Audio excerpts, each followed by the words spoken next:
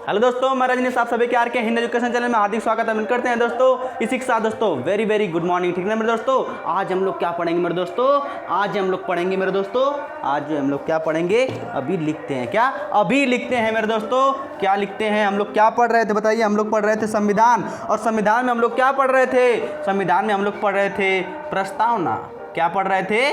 प्रस्तावना। प्रस्तावना मेरे दोस्तों बहुत ही अच्छी तरीके से हम लोग पढ़ रहे थे, जो कि इसमें आपका क्लास जो कि 4 क्लास हो चुका है।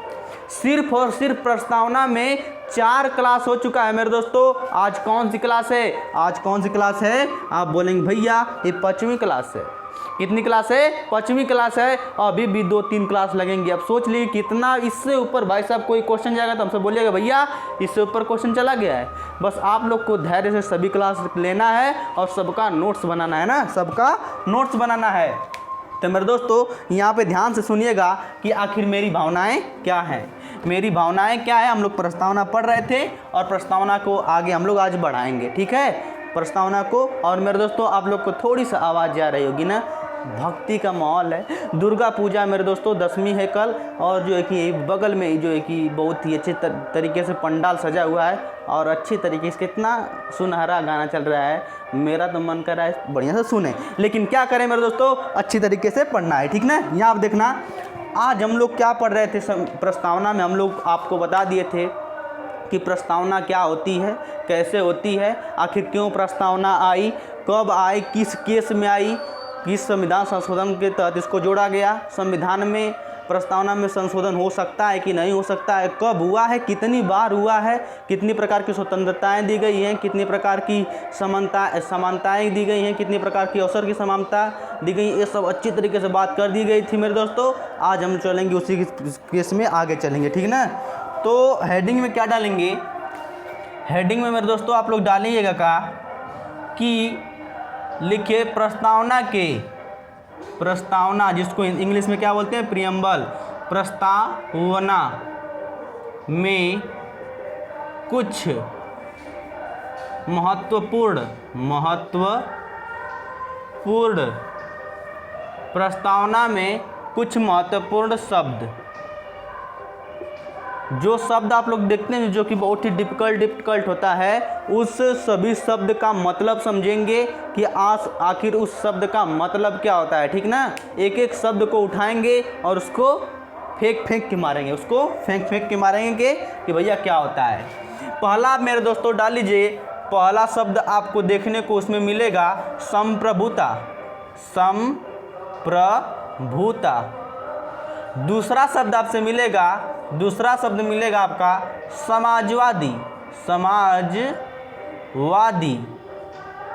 तीसरा शब्द आपसे मिलेगा मेरे दोस्तों, तीसरा शब्द कोई बोल देगा कि इसमें एक होता है धर्मनिरपेक्ष।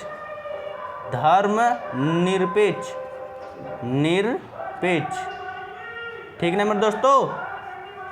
जय जय जय। ठीक ना मेरे दोस्तों? इसलिए मानेंगे इसी में चला। ठीक ना? कि संप्रभुता, समाजवादी, धर्मनिरपेक्ष और जो है कि लोकतांत्रिक।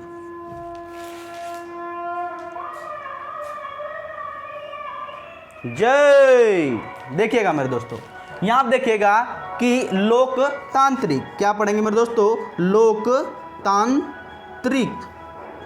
लोकतांत्रिक। और पांचवा मेरे दोस्तों होता है, पांचवा आपके सामने होगा गणराज्य। क्या होगा? गणराज्य। आप लोग सुने गणराज्य। पांचवा क्या सुने होंगे? गणराज्य सुने होंगे। और छठवां क्या सुने होंगे? छठवां सुने होंगे न्याय स्वतंत्रता।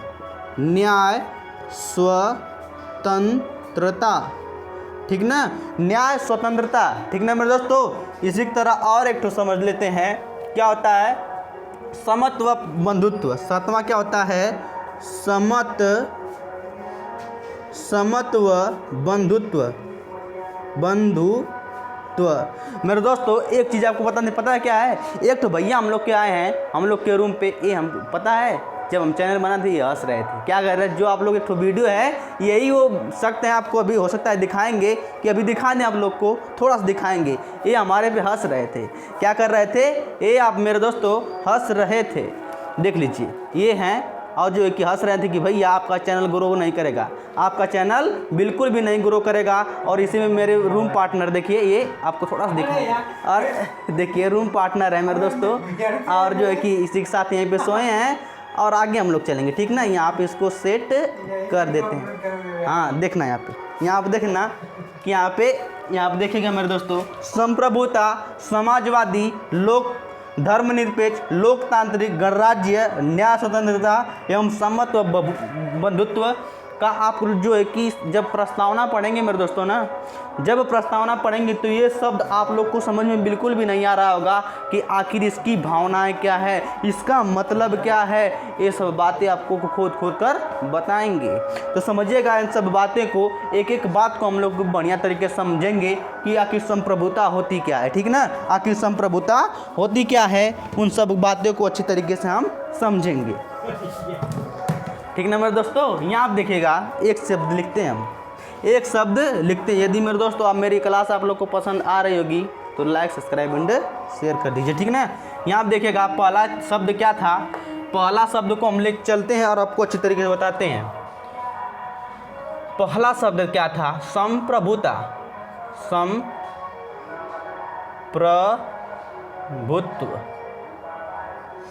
संप्रभुत्व, ठीक ना, संप्रभुत्व, ठीक ना मेरे दोस्तों। इसको समझते हैं। देखिए संप्रभुत्व का मतलब क्या होता है, पर पता है, पहला चीज़ आपको पता है कि संप्रभुत्व आपको देखने को मिलेगा। इसका मतलब मेरे दोस्तों ये होता है कि हमारा जो भारत है, हमारा जो हिंदुस्तान है, हमारा जो इंडिया है, किसी देश के मतलब कि क्या है, किसी भी देश के अंडर में नहीं है। कोई भी जो कि निर्णय लेगा वो स्वतंत्र रूप से लेगा। अपना भारत किसी के दबाव में नहीं है, किसी भी देश के दबाव में नहीं है। कोई भी नियम बनाएगा, कोई भी नियम कायदा कानून बनाएगा, किसी देश से पूछने नहीं जाएगा। वो अपने आप में क्या है, स्वतंत्र है, अपने आप में स्वतंत्र है। तो पहला चीज़ आप लोग यही लिखेंगे कि भारत न तो क्या लिखेंगे, भारत अन्य देशों पर निर्भर नहीं है। इसका पहला पॉइंट लिखेंगे। इस संप्रभुत्व का एक एक पॉइंट हम लिखेंगे, परिभाषा नहीं लिखेंगे, जहाँ से क्वेश्चन आपको देखने को 100% मिलेंगे, ठीक ना। लिखिएगा, इसका मतलब क्या होता है, भारत न तो किसी अन्य देश पर निर्भर नहीं है, भारत किसी भी अन्य देश पर निर्भर नहीं है। इसका मतलब होता है कोई भी देश हो, हमारा देश कोई भी नियम बनाएगा, कोई भी कायदा कानून, किसी से मारेगा पीटेगा, किसी से पूछेगा नहीं। वो अपने आप में क्या है, स्वतंत्र है। जो गलत कर रहा है उसको सजा देगा, ठीक ना। पहली बात तो ये। दूसरी बात मेरे दोस्तों, भारत आंतरिक मामला, भारत आंतरिक मामला और बाहरी मामला, आंतरिक मामला और बाहरी मामले से क्या है, स्वतंत्र है, खुद लेने में सक्षम है, भारत कोई भी आंतरिक मामला हो, अपने अंदर का जो भी मामला हो, या किसी अन्य अपने देश से बाहर का भी कोई मामला हो, या किसी से संधि करना हो, किसी में संधि मतलब किसी देश में जो संधि करने को होता है उसमें भाग ले या न ले, ये अपने आप पे भारत क्या करता है, अपने आप खुद पर मतलब है, क्या है, खुद पर है, ठीक ना मेरे दोस्तों। नहीं, यहीं पर छोड़ दीजिए, हम लेते आएंगे। बाहरी मामला और खुद पर लेने के लिए सक्षम है, ठीक ना, किसी पर वो निर्भर नहीं है। यदि नहीं समझ में आ रहा है मेरे दोस्तों, तो इसका मतलब यही होता है कि भारत के अंदर कोई भी केस हो, कोई भी ऐसा सिचुएशन आए, वो अपना मतलब कि अपना निर्णय खुद लेगा। और जो है कि बाहर, जैसे कि अन्य देश, अपने भारत से बाहर भी कोई संधि हो या कोई देश से समझौता करना हो, कुछ भी करना हो, तो भारत वहाँ सक्षम है, किसी भी देश के दबाव में नहीं है। मतलब कि कहने का मतलब वो यही है कि वो अपने आप खुद निर्णय लेगा, ठीक ना। पहली बात तो ये हो गई, ठीक ना। दूसरा मेरे दोस्तों, ये सब समझ में आ रहा है ना। और यही इसमें इम्पोर्टेंट दो ही पार्ट होता है, भारत स्वतंत्र है। क्या है? भारत न तो किसी अन्य देश पर निर्भर है और न ही किसी इस पर निर्भर है मेरे दोस्तों। यहीं पे समाप्त हो जाता है। संप्रभुता आप लोग को समझ में आ गई होगी कि किसी अन्य देश पर निर्भर नहीं है।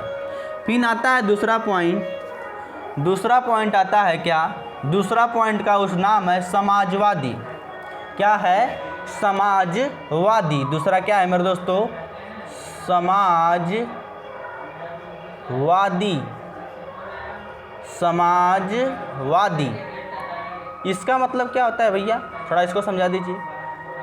समाजवादी का मतलब होता है मेरे भैया, मेरे दोस्त, ये होता है, पहली बात तो इसको लिख लीजिए कि ये 42वें संविधान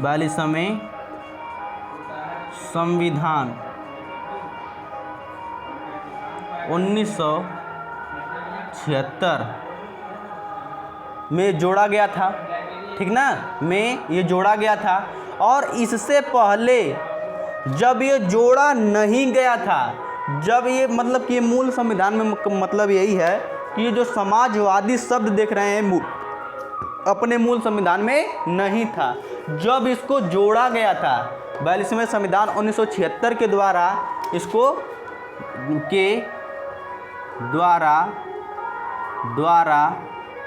इसको जोड़ा गया था। क्या गया था? जोड़ा गया था। पहली बात। और दूसरी पॉइंट मेरे दोस्तों, ये मत समझना कि जब इसको 1976 में जोड़ा गया तब भी ये आया अपने संविधान में, लेकिन इससे पहले भी मौजूद था। किसमें मौजूद था? किसमें इसका लक्षण दिखाई देता है? तो आप लोग को पता है, राज्य के नीति निर्देशक तत्व में। राज्य के नीति निदेशक तत्व।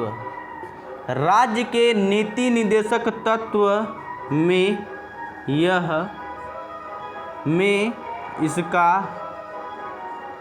इसका लक्षण पाया जाता है। ये नहीं कि 42वें संविधान संशोधन 1976 में ही ये आया। इससे पहले भी जब राज्य के नीति निर्देशक तत्व, जो संविधान का कौन सा भाग है? संविधान का चौथा भाग जो राज्य के डीपीएसपी है, इसमें भी इसका समाजवादी का उल्लेख लगभग उसका लक्षण मिलता है। उसका समाजवादी का लक्षण मिलता है। अभी समझाया कि समाजवादी का मतलब क्या होता है। ठीक ना? इसका लक्षण मिलता है। ठीक है मेरे दोस्तों। फिर उसके बाद आपको बताएंगे कि भैया इसके बाद क्या हुआ था। दूसरा पॉइंट हो गया इसमें जोड़ने के लिए। पहला क्वेश्चन इससे क्या बनेगा कि ये कब जोड़ा गया था? तो 42वें संविधान 1976 के द्वारा इसको जोड़ा गया था। दूसरा पॉइंट ये बनेगा कि समाजवादी का लक्षण किसमें दिखाई पड़ता है? तो आप बताएंगे राज्य के नीति निर्देशक तत्व में, जो कि भाग 4 में उसका उल्लेख है। कहाँ से कहाँ तक? अनुच्छेद 36 से लेके 51 तक। ठीक ना? और तीसरा पॉइंट इसमें बनेगा, तीसरा पॉइंट मेरे दोस्तों आपको बनेगा कि भारतीय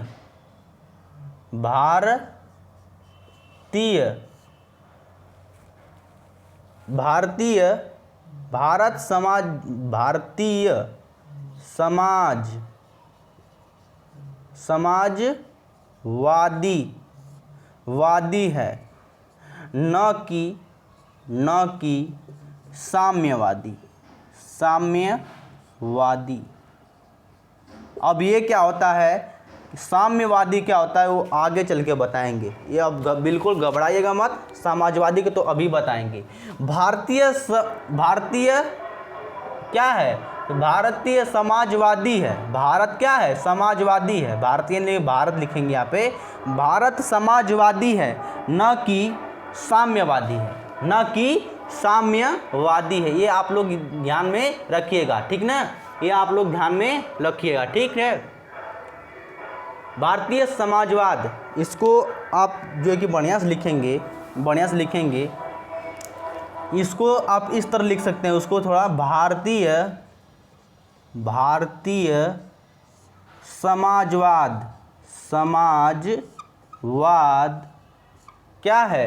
लोकतांत्रिक,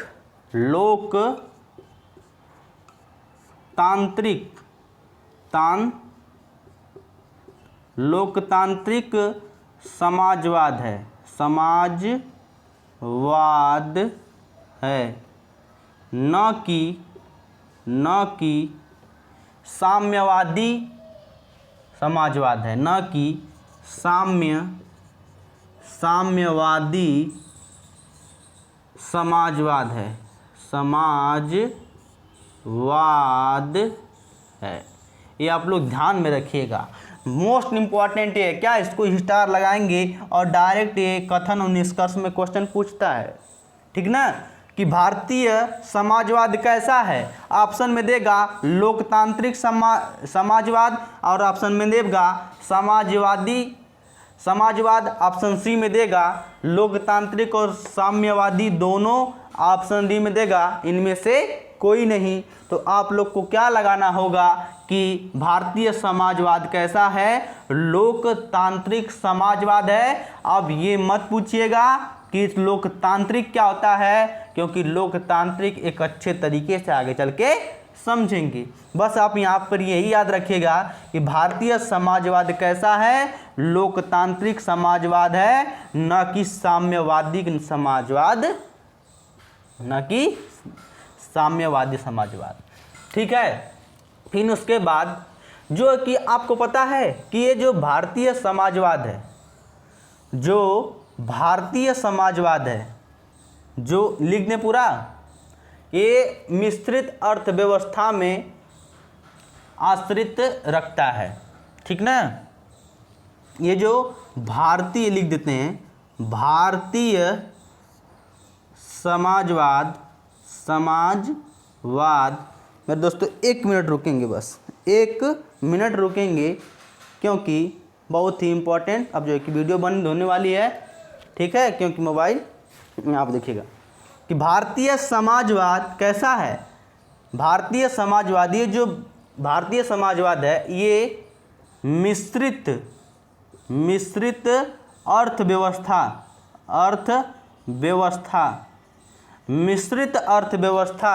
में आश्रित रखता है, में दिखाई पड़ता है, इसको लिख सकते हैं, या आश्रित रखता है, ठीक ना। आश्रित या लिखिएगा यहाँ पे, या आश्रित रखता है, ठीक ना मेरे दोस्तों। क्या हम बोले हैं? भारतीय समाजवाद जो है कि मिश्रित अर्थव्यवस्था के आप लोग जानते हैं में दिखाई पड़ता है या आश्रित रखता है। ये क्या होता है? ये क्या होता है? आश्रित रखती है, ठीक है मेरे दोस्तों। ये क्या होता है? मिश्रित अर्थव्यवस्था क्या होती है? क्या आप इकोनॉमिक्स पढ़े हैं? क्या आप अर्थव्यवस्था पढ़े हैं? यदि नहीं पढ़े हैं मेरे दोस्तों तो आप लोग बोलेंगे इतना ज़बरदस्त तरीके से आपको अर्थव्यवस्था पढ़ाई जाएगी, इकोनॉमिक्स इतना ज़बरदस्त पढ़ाया जाएगा कि आप सोच भी नहीं सकते। इतना डिफ़िकल्ट ये सब्जेक्ट होता है कि जल्दी लोग पढ़ाते भी नहीं हैं। लेकिन आप लोग बोलेंगे तो मेरे दोस्तों आपको मज़ा नहीं आ गया, कोई भी क्वेश्चन छूट जाएगा तो बोलेंगे भैया हमसे क्वेश्चन छूट गया है, ठीक ना। बहुत ही ज़बरदस्त तरीके से पढ़ाया जाएगा इकोनॉमिक्स भी, क्या इकोनॉमिक्स भी, ठीक ना मेरे दोस्तों। यहाँ पे देखिएगा, और जो है कि मोबाइल मेरी अच्छी तरीके से बंद नहीं हुई है, ठीक है। और जो है कि 1-2 पॉइंट लिखेंगे भी, उसके बाद क्लास बंद हो जाएगी, ठीक है। यहाँ पे अब यहाँ मिश्रित अर्थव्यवस्था का मतलब क्या होता है थोड़ा सा समझेंगे कि भैया ये मिश्रित अर्थव्यवस्था क्या होती है। थोड़ा सा आप समझेंगे, पूरा नहीं। मिश्रित, यहाँ ये तो बहुत बढ़िया टॉपिक है, मिश्रित अर्थव्यवस्था। इसको समझने के लिए पहले पूंजीवादी समझना पड़ता है, फिर उनके